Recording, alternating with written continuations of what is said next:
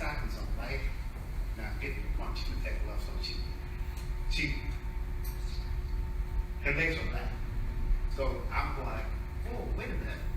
That's somebody I have a cup of coffee with, you know? And so I'm going like, these other boys, the 39 included the athletes, they don't know her.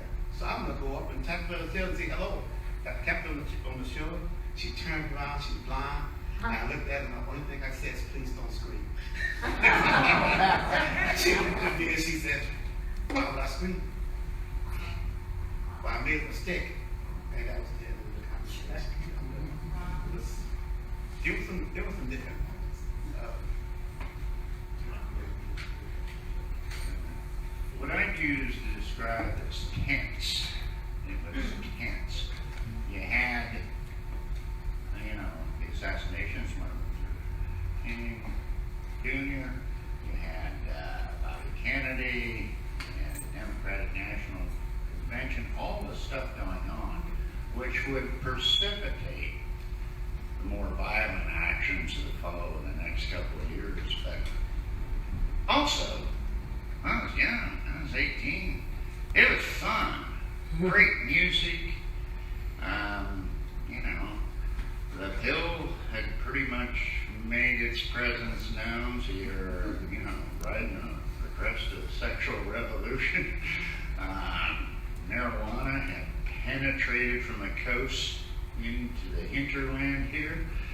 Yeah, I remember having a damn good time. With all this stuff going on. So you were, so we got some of the younger faces here, it was a good time. And yet at the same time, bizarrely weird and tense, I guess is the way I'm going to put it, from my perspective.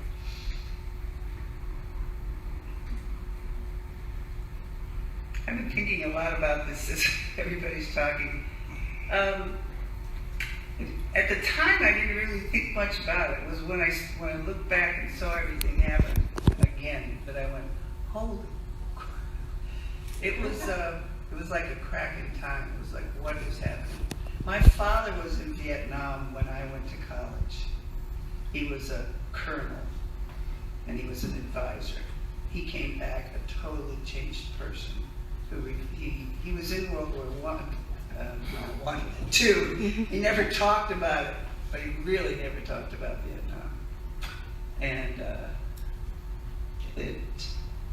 I just remember watching the war on television every single night. And for the longest time, when I heard a helicopter, I thought about the war. I mean, it was just so, it was there all the time. And I did have a lot of fun also, because I was young, and you don't let these things weigh you down. What's happening now is really weighing me down because I'm not as young, and it really, really bothers me. I feel like everything's falling apart.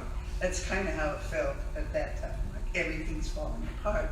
But for some reason, I always felt like it would be all right in the end, because we were all fighting for kind of the same things, make things better. I don't feel so much that way now, at all, to be honest with you. As soon as Patrick asked the question, the word that came immediately to my mind to describe 1968 was divided. I'm from Taylorville. Believe it or not, their athletic teams are actually called the Taylorville Tornadoes. That's not a joke, that's true. Anyway, I'm from Taylorville. I joined the Taylorville Veterans of Foreign Wars Post, which of course at the time was mostly made up of World War II and Korean veterans. But the vast opinion in the Taylorville VFW Post was pro-war. And when I tried to tell these old farts we invaded a foreign country, I almost got thrown out. I mean, it got kind of nasty a few times. And I'm sure Taylorville was not unique to the rest of the country. So 1968 was a very divided country. I believe it was starting to turn in the proper direction, but it sure wasn't there yet. All right, thank you, panelists.